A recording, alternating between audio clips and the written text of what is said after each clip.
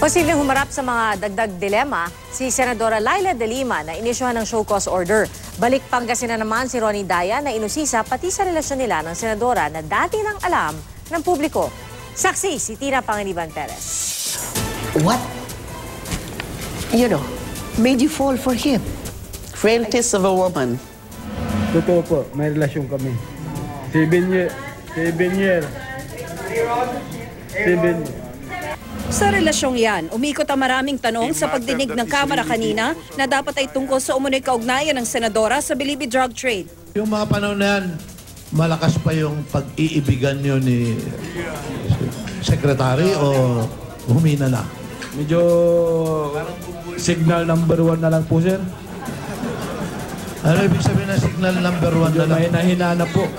Mahina-hina na. So ano yung pinaka sukdulan o pinakamataas na signal na inabot nyo? Umabot din po siguro na hanggang mga signal number 5, sir. Signal number 5. Ayon sa iyong damdamin, ang pag-ibig na ito'y dalisay, wagas at tapat. Yes, Your Honor. Kaya dahil sa pag-ibig na ito, na dalisay, tapat at wagas, ay walang dahilan na siya'y ipagkanulo mo o magsabi ka ng hindi katotohanan. Depende po sa sitwasyon dahil nga po yung pag-ibig ko wagas ay hindi niya sinukla ng wagas din na pag-ibig. Inusisa ang sex video na sabi ng ilang testigo ay nakita sa cellphone ni Dayan kahit na-establish na ang relasyong gusto sanang patunayan ng pagkakaroon ng video. Hindi po totoo yung may video 6 kami. Wala po akong natatandaan na binidyo ko po habang kami nagsi-6. Kung mayroon mang nakakuha, hindi po galing sa cellphone ko yung... Naungkat pati drama ng hiwalayang nagsimula bandang huling bahagi ng 2014 hanggang mag-resign si Dayan noong February 2015. Bago pumasok yung 2015, nagkakalabuan na kami ni ma'am. Kesyo hindi na daw kami masaya sa pagsasama namin. Lagi kasing bangayan at laging nag-aaway kami.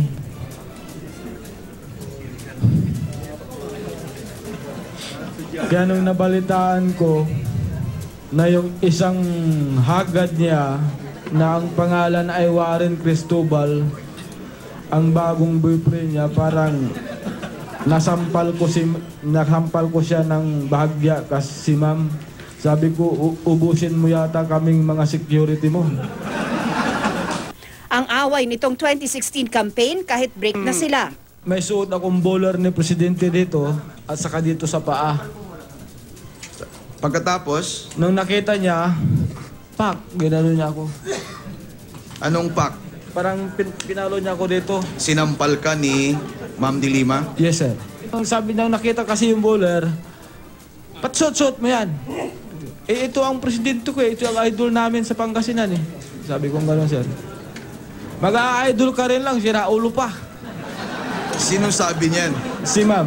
Ang sagot ko naman po, sir, walang basagan ng trip.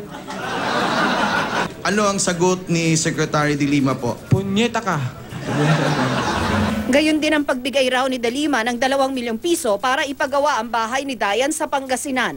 Kaugnay naman sa mismong drug trade, kabilang sa mga binanggit ni Dayan ang 4 na beses na pakikipagkita niya sa umano'y drug lord na si Kerwin Espinosa, ay utos ni De Lima na siya ring nagtakda ng lugar at petsa. Pero ang pagkikita nila sa Baguio ay hiling daw ni Espinosa para makita si De Lima. Sa lahat ng pagkakataong yan, may inaabot si Espinosa kay Dayan. Ang pirang ibinibigay inaabot sa akin, nasa paper bag na maliit. Hindi ko po binibilang at hindi rin po sinasabi ni Kerwin kung magkano yon. Basta ito na yung pera kay ma'am. 5 beses nagkita pero di raw niya kilala si Espinosa na akala raw niya ay ang engineer na bukang bibig ni De Lima na supporter at nagbibigay raw ng tulong para sa kampanya. Si Kerwin lang daw ang nagbigay ng pera kay De Lima. Hindi raw totoo ang alegasyon ni dating NBI Deputy Director Rafael Ragos na 3 beses siyang nabigyan ito ng pera para sa dating Justice Secretary. Pero totoong nagpalakad daw si Ragos sa kanya ng promotion. Hindi pa rin daw siya nakapasok sa Bilibid Maximum Compound at hindi kilala ang mga inmate nito na nagsabing bagman siya ni De Lima.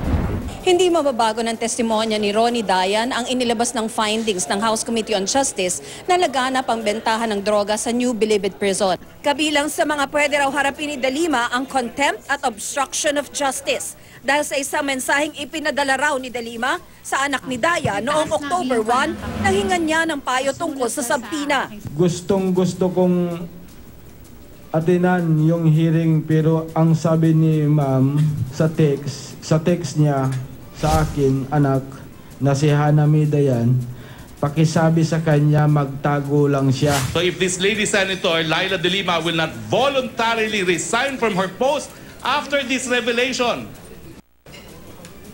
I hope our colleagues in the Senate remove her from her current position. Inisyuhan na si De Lima ng show cause order para pagpaliwanagin kung bakit hindi dapat i-cite for contempt. Yan ay matapos pagtalunan kung hindi ba ito labag sa interparliamentary courtesy o respeto ng Kamara at Senado sa isa't isa. We cannot prevent also Senate someday to also do the same to one of the members of the House of Representatives. Pwede rin daw maharap si De Lima sa kasong concubinage dahil sa pakikipagrelasyon sa lalaki may asawa. He could be disbarred for immorality. Sabi naman ni De Lima, bilang babae, nadurog daw ang puso niya ng pag-usapan at pagkatuwaan pa ng Kamara ang kanyang pribadong buhay at personal na relasyon. Wala raw babae ang dapat matrato ng walang respeto at dignidad sa harap ng publiko ng kanyang karelasyon o nakarelasyon. Si Dayan, pinalaya na ng Kamara at ineskorta ng mga otoridad pauwi sa Pangasinan. Sa Martes pa raw siya isa sa ilalim sa Witness Protection Program. Ako si Tina Panganiban Perez, ang inyong saksi.